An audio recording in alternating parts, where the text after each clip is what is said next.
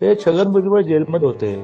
दिवसभर यांचा पुतण्या माझ्या बंगल्यावर बसलेला असायचा की यांना काही करून जामीन मिळवा, पुन्हा आम्ही राजकारणात दिसणार नाही. आणि आता एवढा तोरा, अहो चुहे खाकर बिली चली हज में. कोर्ट सुरू झाल्यानंतर आम्ही ज्या मंत्र्यांच्या केसेस पेंडिंग आहेत त्या विषयावर भारतीय जनता पार्टी म्हणून डायरेक्ट विचारणा पिटिशन, असं मी त्याला नाव देणार आहे, विचारणा पिटिशन या नावाने पिटिशन दाखल करणार आहे की 3 वर्षापूर्वी भुजबळ यांना जामीन झाल्यानंतर सामान्य माणसाच्या त्यानंतर तारखा पडतात, त्यांच्या काय तारखा पडल्या, त्यांना निर्दोष करून टाका ना.